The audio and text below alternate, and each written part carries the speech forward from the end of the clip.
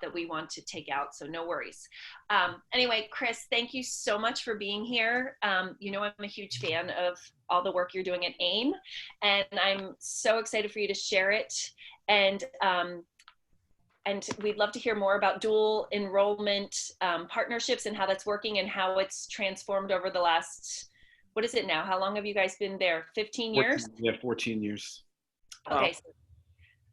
So take it away. And then obviously this is a small group and more people might come, but just interject questions. I'm speaking on Chris's behalf. Just ask questions as we go along.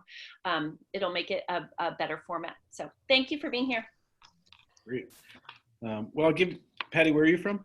I'm from Worcester Academy. Great. And we are very much beginning to, we have 10 colleges, but no dual enrollment currently, looking to do something. And my role is to make that happen. Great. Well, I'll give you a little sense of who we are because of I think the who we are made dual enrollment essential. And so I think that for lots of schools, it's great.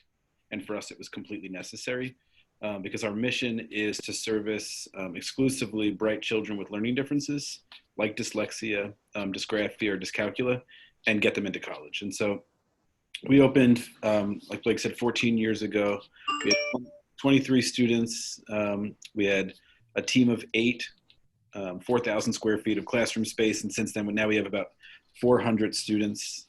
We've moved 3 times. We have now we have a real campus, and Wow. we're at home already.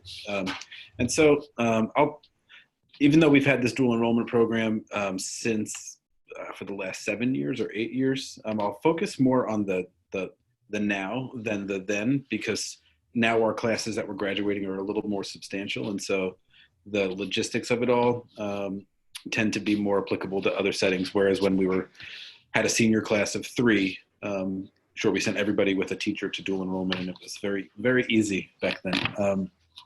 But we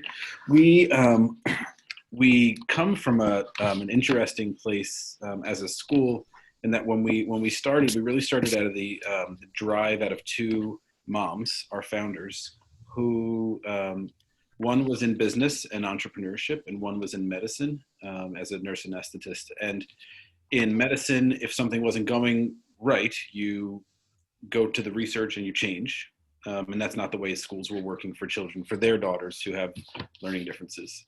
And in entrepreneurship, if the market is shifting or there's a demand, you pivot, you look ahead, you try to change. And what they were seeing was that for children in special education, the reality was schools were not looking at research. They also were not pivoting. They were not changing. They were doing what they've always been doing, and it wasn't working for most of the kids. And so when we think about our why, it was just around saying, like, this will never work to get the lion's share of children with learning differences in our area into colleges. And we all know that college continues to be a major indicator of lifelong earning and success. And so that's our drive, and that's sort of our why.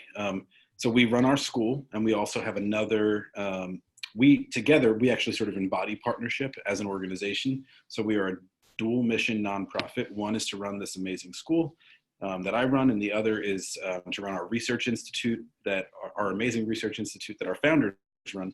And that is to take what we do, codify it, package it up, put it online, and send it out to the school districts around the country, so that not only the kids who geographically can access us or financially can access us get the benefit of research-based, evidence-based practices for kids with LD. So that's sort of our big story. And in there, partnership is partnership is at the core of everything that we do. So we're partnered with universities for a number of different reasons. One of them is this dual enrollment that I'll talk about in a moment, but we also run teacher residency partnerships, teacher intern programs, where graduate credits are earned here for working here, and that is sort of a great benefit to all of us. We partner with school districts to fulfill the other half of our mission. We partner with research bodies like the Haskins Lab at Yale that has an EEG lab in our school. We partner with the Florida Center for Reading Research to help prove that the work that we're doing here is effective. We also have these huge goals as an organization. So we think, like, why can't we have that if you have it at Worcester? And so we but with 400 kids, you can't have everything. That's not enough money. So we've partnered with corporations to fund our robotics team, our STEM programs. We've partnered with Eye to Eye to fund our mentorship and LD awareness programs, Schoolyard Ventures to provide entrepreneurship programming, and the list just goes on and on and on. Sort of everything that we do here has a partner associated with it. So dual enrollment partnership was really logical for us. In that when we looked at sort of who we are, we go to the research for everything that we do. So if we're a college preparatory school, we asked ourselves, what does it take to get kids into college, to be really prepared for college when they have learning differences, and build our whole program around that. But then we started thinking, all right, these kids are going to go to college. Our real goal isn't just to prepare them for college. We're sort of a life preparatory school. We want them to graduate college. We want them to be successful. We want them to get master's degrees if that's what they want in life. And so then we started looking at the research of what does it mean to persist through college. And so our dual enrollment partnership is so that we can maximize the outcomes for all of our students that do enter college. So we have formal partnerships with a number of universities. And again, every single partnership is really designed to give our kids authentic experiences in a college setting, so that when they go to college, they've already learned how to succeed. They've learned what they need. They've learned how to fail. So if failure happens, we're sort of okay with that because it's an indicator of what you might need more of or less of. And the sort of call to action is a little bit more significant to us. So I think the college persistence rates for students without learning challenges are pretty terrible. You're talking like 60% of students graduate in 6 years. And then the number for kids with learning differences who even make it to college, which is a small number, only about 25% of them or 29% of them will persist after freshman year. So it's pretty, the deck is truly stacked against our students in terms of who they are, what their learning needs are. Again, college degrees continue to be important indicators of success. And so we are committed to having 100% of our students who graduate be accepted to a college.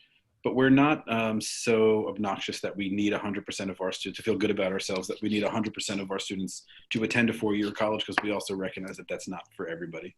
But it's important for us that our students have the choice, and that we know if they choose to go, that they will be successful. So our goals are pretty basic. We have 4 main goals in our dual enrollment program. The first is to have this authentic college experience, and that might mean different things to different people. So an authentic experience for a student going to liberal arts school is probably a test-heavy or writing-heavy traditional class. So we work with them through reading, through how do you get to the text, how do you study, how do you prepare, how do you outline your essay, things like that. But really, that's not an authentic experience for a child that's going to an art school. Or to an engineering program. And so all of our dual enrollment partners really map to our students and what they likely would experience in college. So that's the first one, authentic college experience on a college campus. And that's important to us as well. We want students to be acclimated to the demands of a college course. So that is anything from text management, note-taking, test-taking, studying, the volume of work, stamina, navigating multiple professors and all their wild expectations that don't look anything like high school teachers, using a library. Our third goal is to have students become really comfortable with self-advocacy and with the disability support services that are offered at just about every college in the country. There's only 2 that don't offer any level of support for disabilities. And so our students need that. They need to get comfortable asking for help. They need to get comfortable knowing what their accommodations are. And even here, where we work so hard to get students acclimated to their accommodations, we certainly have kids come back after those first tests in October, and they say, I failed because I didn't ask for my extended time, or I failed because I took the test in the regular class, even though they are really facile with asking for their accommodations here. It's still hard. to go up to a stranger, to a new teacher, to say, here's my accommodations form, I need this. And so we need them to get comfortable with that. And the only way you're going to get comfortable with that is by doing it. And so we sort of facilitating that process at the college level. And then all of our kids and families, they think that the college dual enrollment program is about getting credit. But for us, that's really gravy on top. We don't actually, I mean, while it might save them a couple of bucks in the grand scheme of things, that's not necessarily the core purpose of our program, but we like that it happens. So our program, we're in year 8 of our dual enrollment partnership. We have partnerships with, our very first partner was Cabrini University, which is a regional liberal arts school. And then we added on University of the Arts, which is an arts school. Drexel University, which I'm sure you've all heard of, which is a mega university here in Philadelphia. And there we're partnering with their Close School of Entrepreneurship. They've got a really exciting program there. And now we're also building partnerships with their Westfall School of Arts and Design and Architecture, and some amazing stuff happening there. Another local university called Arcadia University. That's very similar to Cabrini, but geographically is closer for some families. And then a local community college called Montgomery Community College, which also does a pretty great job of supporting students. Our students all go. So that's also pretty important to us, that if you are eligible to graduate from AIM, we believe that you are eligible to go to college. And so there's nobody who says, well, college can't be for me. And so we really do, we foster the supports and the structures around, if Blake's going to go to college, well, what does she need to be successful there, even if it's going to be really, really hard? And then she can choose if that's the experience that she wants to have for the next 4 or 6 or 7 years. And we don't just send them off to a dual enrollment program, we go with them. And so that's a pretty important piece of it. We've always had our staff put the kids in the van, hop on the train with them, go to the college, and then be available. Audit classes, anything from auditing classes to being stationed in the library at the college to be able to support the program.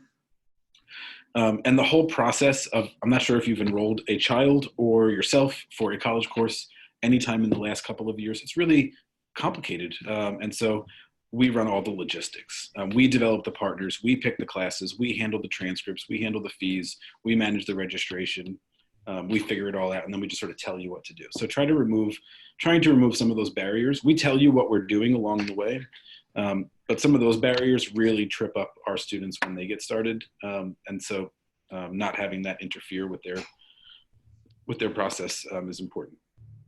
Our point person at the university is really key to what we do. So we won't have a dual enrollment partner at a university if they don't have a person there who's devoted to partnerships.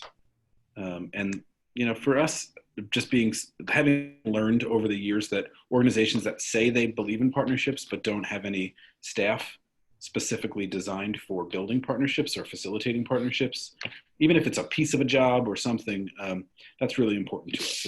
And that person can live in the disability center for us, and that's fine with us. But we do need somebody on the other side who can help navigate professors, relationships, really be honest with us. Like, if this teacher is likely just going to fail all of our kids and really not help, then let's not put our kids in that scenario.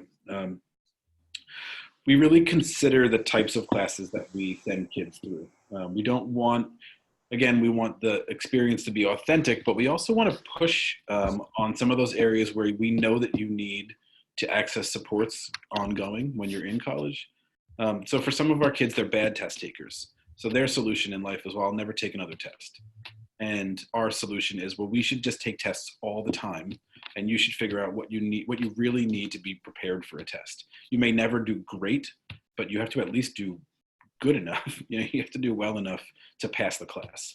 What we don't want are kids that we avoid, for the sake of getting a good grade in the class, that we avoid putting them in that position where they're going to take the test, and then they go off to college and they flunk their first class because they have to take tests.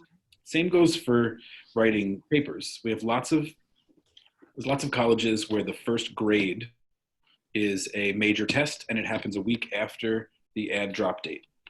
And so no one's been checking on whether or not you've been reading or taking your notes. and then you go to take the test and you fail and you can't drop the class. And now you have this stain on your GPA for the next 4, 6, 8 years. The same thing goes with a paper. It takes a really long time to prepare a really great 10-page paper. Executive skills and LD and ADHD do not go well together. And so we know that our kids require models for scaffolding out. If you've got a paper due on October 15th and the ad drop date is on October 5th, we need to work with you building that calendar backwards. When should you start with your outline? When should you have your notes ready? What should you be doing in terms of reading and preparing? And when should you actually go to your teacher with a draft 3 weeks before, even though your paper's not due for 3 weeks? And all of that just takes practice. And coming out of high school where you have assignments due on a very regular basis, the teacher, even in the most rigorous programs, the teacher still continues to be the sort of envelope facilitator. No one's making you wait 6 weeks before giving you feedback. We also learned very early on that there were two things that we did not want. We did not want our students to be the majority of the students in the class, and we did not want our students to be doing a dual enrollment class at high school. So there's some dual enrollment programs that are, that a professor will come to your high school and teach a class in the classroom where they would otherwise be for English or math. It doesn't feel real. It's not authentic. The kids don't take it seriously, and there are no college kids in that class. So the only difference is the adult. Similarly, we can't send 10 kids to a class of 15 at a local college and have the class be dominated by our high school students. So we also have for every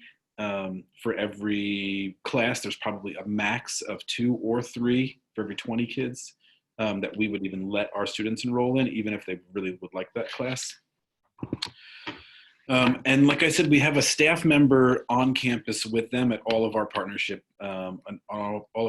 sites to serve as a facilitator or a guide.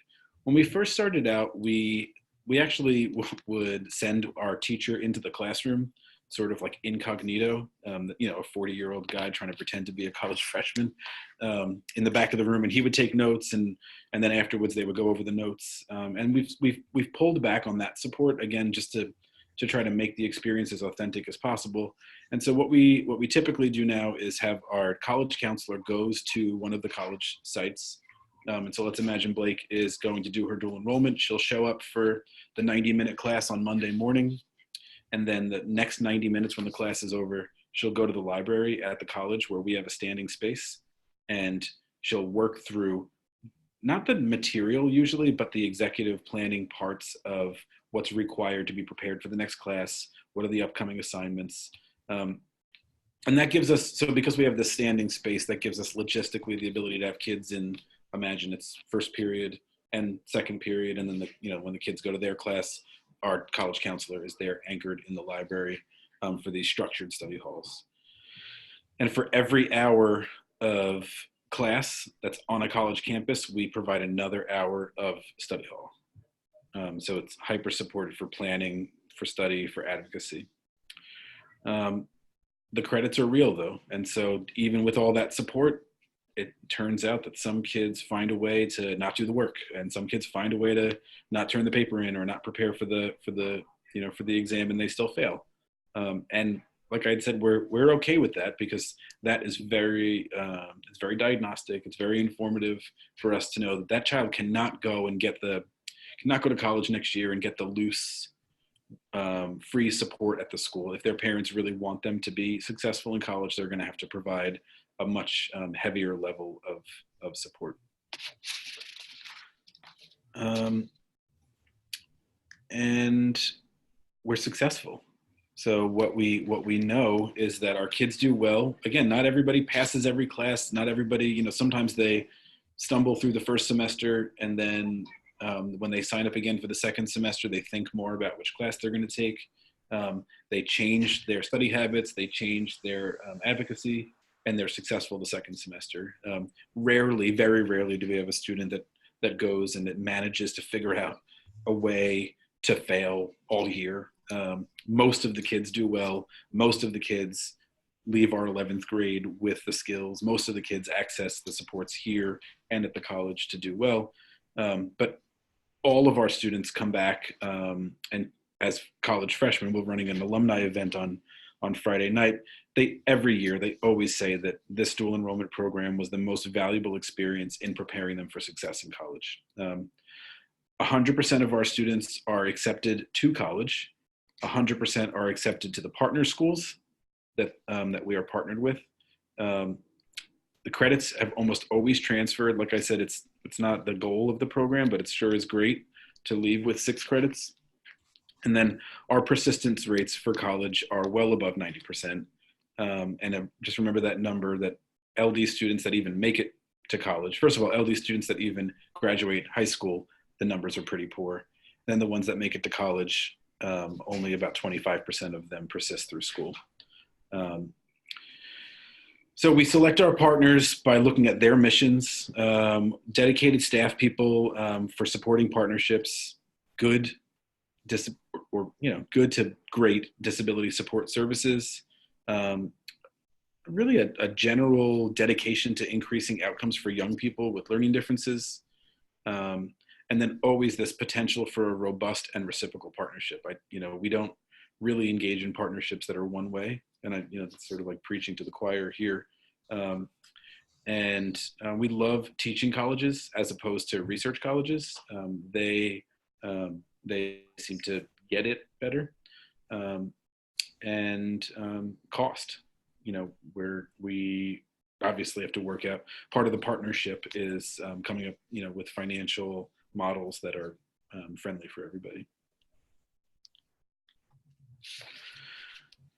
So that's sort of the broad overview. You told me 20 minutes, so that was 19 and a half minutes. And so Were you timing yourself? Always. Perfect. Yeah. Good work. Did you practice? Every day. No, seriously, could you say that all with your eyes closed? That's the question. I have a couple questions. This program a lot, so yeah. Well, you should. You should be talking about it all the time. And every time I hear you talk about it, I think how valuable it'd be for so many kids I know to be in a program like that. And I've said this before, it's not just kids with learning disabilities who would benefit from this program. Seriously, it seems to be beneficial to everybody. I love it, you know that. I don't want to take Patty if you have any questions. I have some, but I'd love if you have some first. You can go right ahead. First of all, I'm interested. I really was. I've been thinking in my head, knowing that it would be really important to have sort of a key player at each of these institutions to handle this. I just wondered, do most schools have such a person? Because here in Worcester, that is not the case in a lot of the colleges. So I'm just curious about just a little more conversation about that.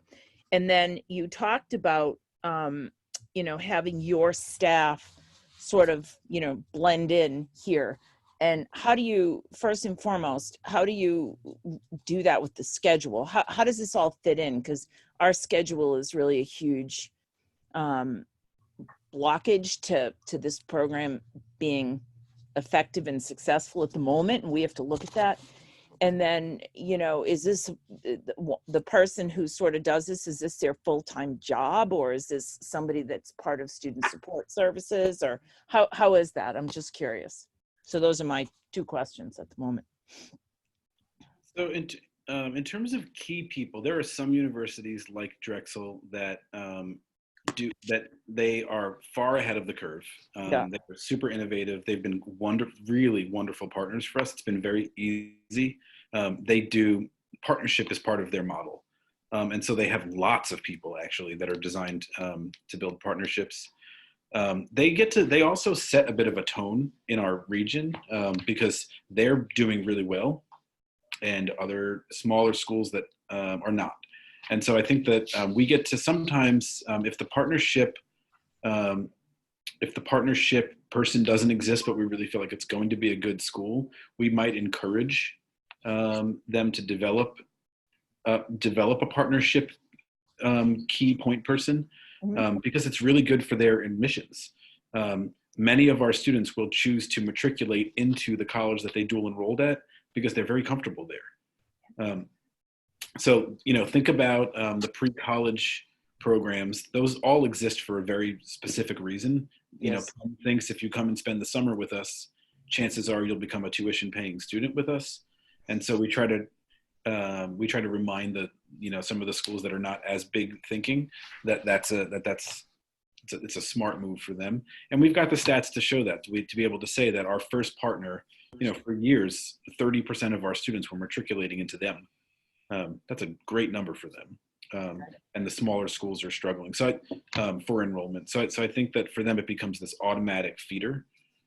And just to your point, though, not everybody has a key staff member for partnerships, but every school does have a center for disability services. Mm-hmm. And so specifically for us, that's been a great place for partnership.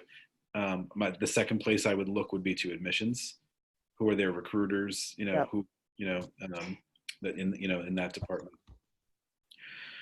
In terms of our staff, the schedule has always been the greatest obstacle. And what we are in the position that we're a little bit smaller than many schools. And so that gives us the ability to be, on one hand, a little more nimble. And on the other hand, we don't have the wide staff to be able to be as nimble as maybe a large school can be. We've made it work somehow. The schools that we do the best with are schools that have a Monday, Wednesday, or Thursday, Friday, Tuesday, Thursday kind of rotation, because we have a similar rotation. We probably, if I can think back, we probably built our schedule in order to accommodate this sort of penultimate program that we knew was so important to us. There are some schools that have a Monday, Friday, or a Tuesday, Friday. It's just so much harder to make that work, but we managed to figure out a way. And then what we've started doing in the last year or two, is also offering, especially with the arts classes where they are 4 hours long instead of 90 minutes long, enrolling students in afternoon and evening classes, and then switching their schedules from, they don't start school at 7:45 and go to 3:10. They start school at 10 a.m. and they go to 5 o'clock. Yep. They just don't do school here during those hours. So trying to just be more creative and more flexible with when the students actually attend those programs. Now that sort of begets your third question, which is around the staffing here. Our college counselor has always been the central person here to manage that program. Our other college counselors help out. Our sort of every year is sort of a little bit different. Who's going to drive them to the college sort of depends on who's got a break. So right now we have a lower school teacher who is one of our transporters to one of the schools downtown, but doesn't stay on campus, and another teacher comes from another campus and goes to that school. And it's about half of their job that all lands in the college counseling realm or the college guidance realm. And half of their job is really to visit all of these schools on a rotation so that they're there and available to help our students. Okay, great. Thank you. Thank you very much. Do you have more? No, I'm good for right now. Okay, I have a couple questions, Chris. The first is, when you very first started talking, you talked about all of your partnerships and with corporations and stuff to help sort of fund a lot of things that you're doing. How do you approach that? And I'm asking this because we get this question a lot from independent schools. How do you approach that as an independent school asking for support for programming when you're viewed as a tuition intaking organization? For us, it's a little bit easier, I think, because we are an independent school that is servicing a well understood underserved population. And so we can say the only reason we exist and the only reason the students are here is because they were not being serviced well elsewhere. Whether it's in a traditional school or in a public school or homeschool, they have to come to our school. So it's a little bit easier in that we can say none of these kids would read, and reading literacy is a social issue. It's a healthcare issue. It's an equity issue. and a social justice angle to literacy. Um, because we have a second mission to do outreach and to impact what other schools, as particularly public schools and particularly urban public schools, that's another easy way in the door with corporations, because they say, well, we do want to support an organization that doesn't just want to serve itself. Um, um, and then there's just the fact that corporations have philanthropic arms. They all do, whether it's Comcast or PNC or whatever the banks are, they give money. And schools are really compelling. They want to give to schools, and I haven't found that many. I've found very few organizations that say, well, we won't support you because you're independent, because they see all children as needing resources. And then you just explain the independent school model, financial model, and they're like, oh boy, you certainly do need the help to stay afloat. Perfect. What data are you tracking with your kids? What have you all deemed the important data to track? So we graduated our first class in 2012. So we're coming up on our 8th graduating class. Yep, our 8th graduating class. Our first 3 classes, though, were classes of 5 and 3 and 8. And so their data doesn't feel, if it makes us look, if 100% of that class persisted through college, then great, right. But it doesn't feel as important because it's not replicable. And they really got so much one-on-one support throughout high school and even into college. So we really start tracking our data in about 2015, 2016, where we started graduating classes of 30, 40, 50. And so what we're tracking our graduation rate, obviously. We're tracking our students accepted to schools of choice, their top schools of their choice, how many schools they were accepted to, what kind of scholarship offers they're getting. We are tracking how many of them persist through their first year and how many of them persist to graduation. And we've got lots of persistence rates, and most of our kids are still in college. And so it's hard to track the graduation, or it's not hard to track, we just don't have the graduates yet. But we have, starting in the class of 2016, for example, 100% dual enrolled, 100% were accepted to 4-year colleges. 2 of those students chose not to go to college because they pursued a career in the military. And 95% of those students have persisted through college. And many of them will graduate this year, but some are on a 5-year track. Some have already graduated because they did an accelerated track. And that number is pretty consistent for the class of 2017, the class of 2018. Our persistence rates, obviously, for last year's class are even better. But we'll sort of hope that they all stick with it and stay in. We have another program on top of that to also, because again, our goal is to get our kids to the other finish line, and then the next finish line and the next finish line. And so we also provide a college level support program to our graduates called the AIM Advantage program. And that is only for students that graduated from AIM. We will support you with weekly or more ongoing tutoring, either by Zoom or Skype or in person, depending on where you are. Wow. And that is not tutoring for content. Often, wow. It's often really just tutoring for the executive planning skills that are required. Not everyone avails themselves to it. Probably about half of our students avail themselves to it. But now we're supporting some of our graduates in graduate school. And just recently I helped a graduate write the comments he was going to say to his girlfriend when he asked her to marry him. So we're really deeply involved in the ongoing writing support of our students. Oh my God, it's so sweet.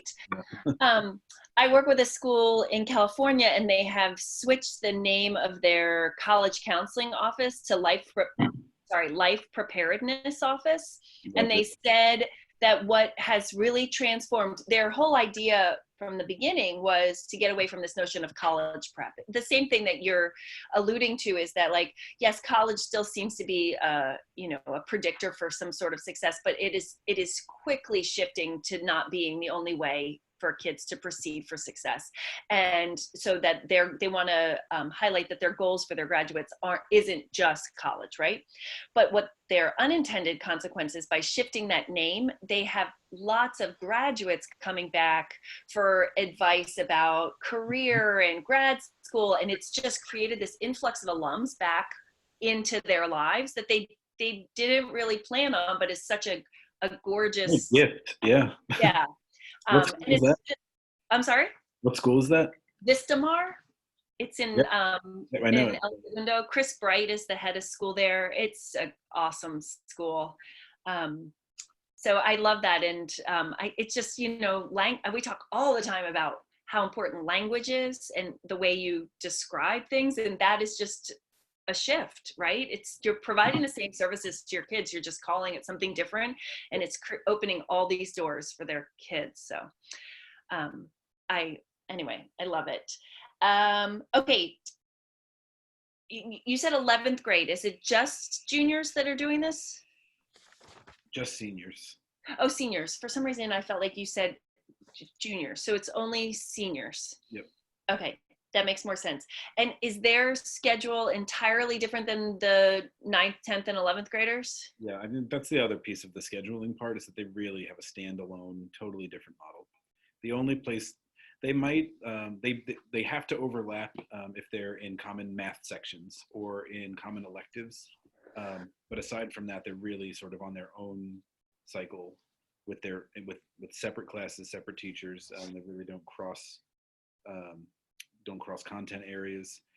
And we've created a whole senior curriculum that is very exciting, and so it feels very authentic and on purpose.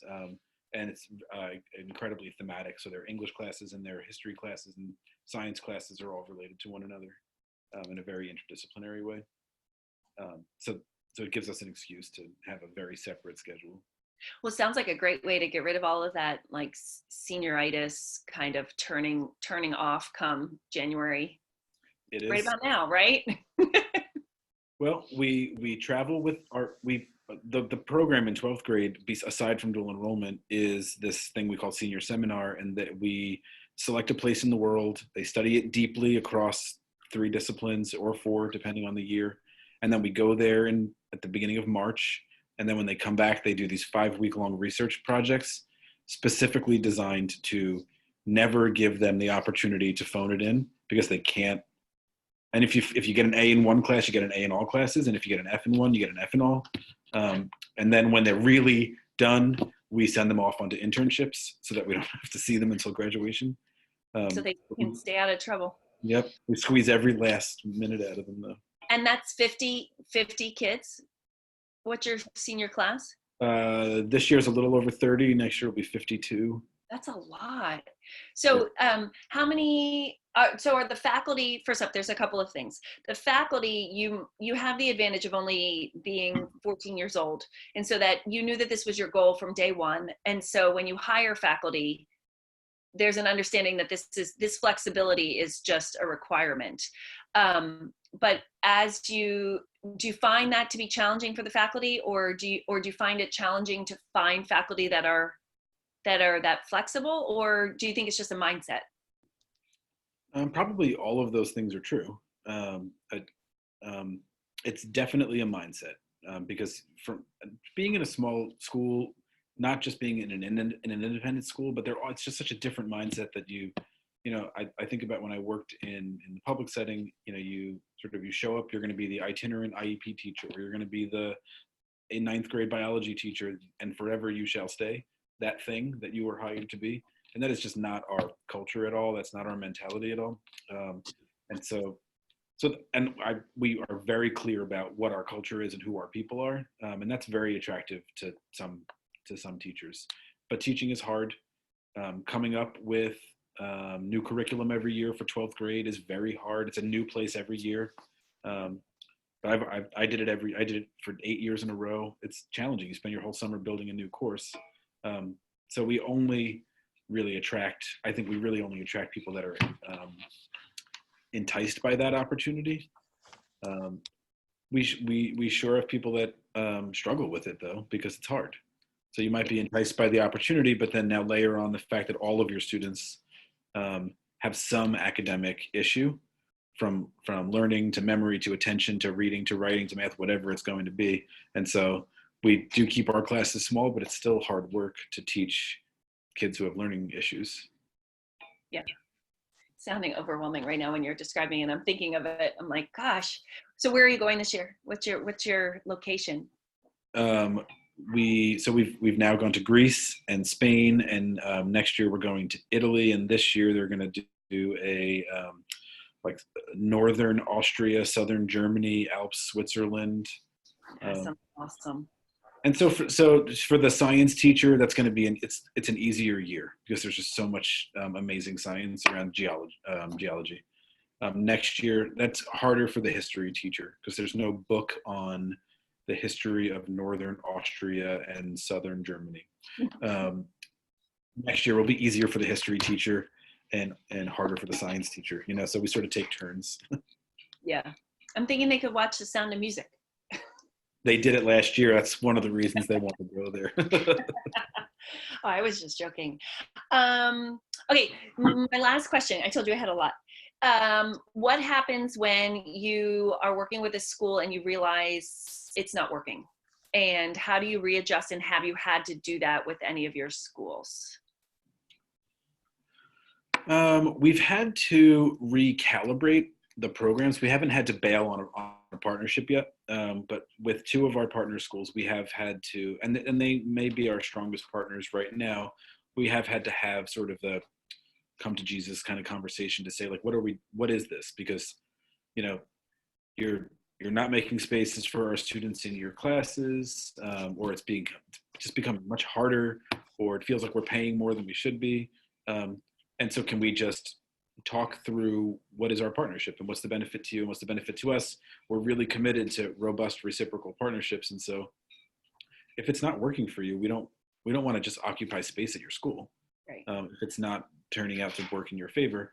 And so with any of those conversations, it's just been recalibrating and then resetting. And that's been a very effective, it's been a very effective process. That was like the perfect NNSP answer about how you deal with your partner. And we're always talking about, like, everybody has to have mutual goal, or like both mutually beneficial goals, but they don't have to be the same goals, but you have to talk about them and make sure, assess and make sure everybody's getting what they want out of the partnership. And if not, you need to have that sort of trust-based relationship where you can say, hey, this isn't really working for us right now. Can we talk about it? So thank you for being a poster child for NNSP. Sure. Glad you recorded that. Yeah, you're gonna go viral. I just want to say that our keynote speaker, we're having our conference is in 2 weeks. Yep. Yeah, and one of our keynote speakers is from the Drexel School of Entrepreneurship, one of the very first graduates, Evan Air. Oh God, yeah, I just saw him speak the other day. He's incredible. Yeah, that is good to hear. Yeah, he's incredible. What is that? How do you pronounce his last name? Ehlers, Ehlers, I think is what it is. Right. Yeah, I'd have to. Okay, so he's talking about his entrepreneurial venture of collecting school meals. Yeah. Patty, you don't know this kid, but he started out by when you're in college and you have like a card, your cafeteria card, and he was horrified that at the end of his semester he had like 25 meals left that he hadn't used. So he swiped all of his meals and got the people in the cafeteria to give him 25 dinners, and then he started by distributing them out on the street to people who he thought needed them. And then he did it again another semester and got all of his friends, which is that surprising. Drexel wasn't really crazy about this idea that all these kids were swiping on the last day, like hundreds of meals. So then he started working with Drexel to figure out how they could repurpose all of their food and use what kids have left over on their food plans for the benefit of people in need in Philadelphia. And it's grown. It's massive. Yeah, it's massive what he's been able to do. So anyway, he's speaking. If anybody is not busy I think he's speaking on the 27th, January 27th in the morning. Is that the Monday or the Sunday? It's the Monday morning. Yeah, it stinks. I can't make it on Monday to the conference. I couldn't sign up for it, even though it's down the block. Just come on Sunday if you want. Open invitation. Okay. Okay, are there any other questions? I love this. What has been the biggest surprise for you over 14 years in the benefits of this program? Well, one of the best learning moments that we had, I was so eager. We have a program in our upper school, in our middle school now too, called the Four Threads. That's about, and partnership is really key to this curriculum framework that we have. And I really wanted to have a dual enrollment partner that mapped to each of these curriculum threads, one for science and engineering, one for arts and design, one for entrepreneurship, and so on.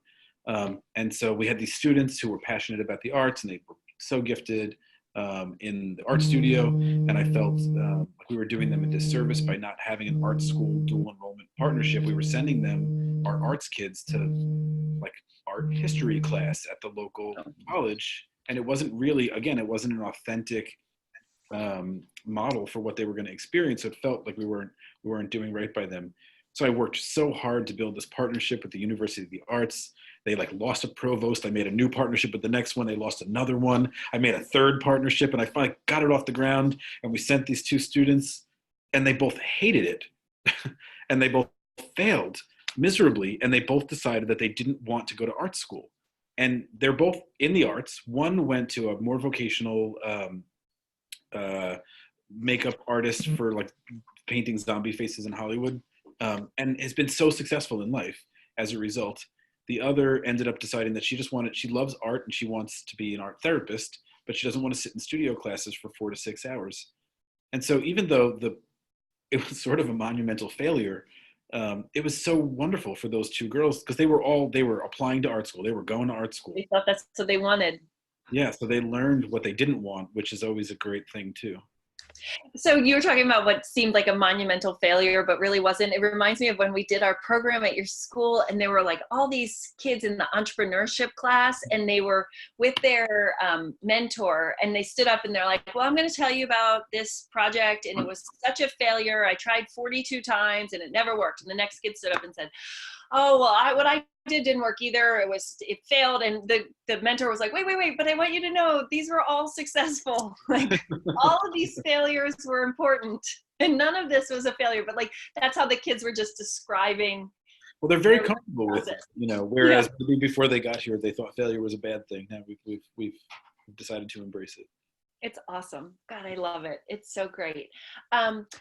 All right, I'm going to let you go. I don't need to hold you any longer. It is so, so great to hear about your programs. I did have one other question. Have any of these relationships with the universities created more opportunities for partnerships in other parts of school? 100%, yeah. So Drexel, I think our relationship with Drexel is really just a budding, long-term relationship. Their program and our program are really very symbiotic in a lot of ways. And so now that many of our students are matriculating to Drexel, we're just seeing all the places where we can partner. So the closed school for entrepreneurship, for example, we're working on creating an entrepreneurial educator certificate that all of our teachers can then get. And then once they pass the entrepreneurial certificate program, they'll get a pay bump. And so it's like this other layer, but they've also, then our faculty have gone and spoken in their classes. The research opportunities are pretty big. Those take a little bit longer to build. Our teachers have been drafted over to teach in the colleges as adjuncts, which I think is terrific. We want more of our teachers out there making more money, finding successes, publishing. And so I think the opportunities there have been pretty huge. It's great. And that's across the board, right? It's not just kids. It's like, it seems like your whole community is benefiting from that. And again, I'm still flashing back to when I was on your campus and the kids came bounding in their mountain bikes. And you were telling me about how Penn was paying you all to do a study about whether or not it was beneficial to ride your bikes for 20 minutes before going to class. And you're like, well, I'm pretty sure we know the results of this study, but we'll take it. Yeah, that program's blown up. It's been amazing. Are they still there? Oh yeah. Oh yeah, my gosh. We're hoping to open a student-run bike mechanic shop next year. where you can bring your bicycle to the school. We have the bike trail Right. behind, and so you can bring your bicycle to the school to get it repaired by students and pay them. Oh my gosh, that is amazing. What skills, right? For those kids. If I could figure out how to fix my brakes, I'd save myself $1 million. Yep. Yeah, well, we brought a bicycle to get fixed. My wife's bicycle to get fixed. It's $400. I'm like, this bike only costs $400. Right. How's that possible? And you're like, and probably there's a kid in my school who could do it for 14. Yeah. You should make a coffee shop with your bike shop. We actually opened a student-run coffee shop this year, so that has already happened. I'm sorry. Oh, sorry. They just launched it in December, and that was another partnership that we were trying to build. If you follow Saxby's Coffee and their in-college model for teaching entrepreneurship, you familiar with that? No. It's incredible. They're now at 5 or 6 different colleges, or maybe even 10. And their executive director, Nick Bayer, is friends with him, and we honored him a couple of years ago because he's super innovative. And they opened a coffee shop at Drexel. Their whole entrepreneurship class was to run a successful Saxby's Coffee. And so we wanted to be the first high school to run a Saxby's Coffee. His business blew up. And so we've decided to be the first high school to run our own coffee shop. That's awesome. Yeah. God, I need to come back. It seems like you've done a million things since I was there the last time. Well, you'll be in Philly in a few weeks, so let me know what your schedule looks like. I will. Yeah. And then we're going right from there to, you can call me professor. I'm teaching at Columbia. I'm teaching at the Klingenstein at Columbia right afterwards. That's cool. Telling all the heads of school at their fellowship program why they need to make sure community engagement programs are embedded in their schools. That's exciting. Yeah, kind of like your beginning. I'm pretty sure I could give that speech with my eyes closed, but it's exciting. It's exciting that they think it's important enough to talk about for a day. So cool. I know, right? Oh, well, listen, people's time is valuable. So 8 hours is a lot. Okay, Patty, are you still there? And if you are, if you have any other questions. I'm here, I'm good. I one thing I just wanted to ask. I just wanted to know if you had to define or really sort of say, you've used the word reciprocal often. Tell me, what does that really mean? Are you asking me or Chris? I think Chris. Okay, good. You can answer too if you want. No. Let's leave. Because you're going to Klingenstein, you must be able to answer that. I think it's bigger than. It's probably bigger than. I use the word symbiotic often. Yes. So I think it's bigger than just we get something out of it and you get something out of it. I think that it's like we're building a partnership with Cabrini University right now, hopefully to expand our teacher residency program to another. This is a whole other level of partnership that we're trying with universities. They have recently amended their mission to become a Hispanic serving school. I'm missing it's kind of like an HBCU, but for Hispanic students. Yeah.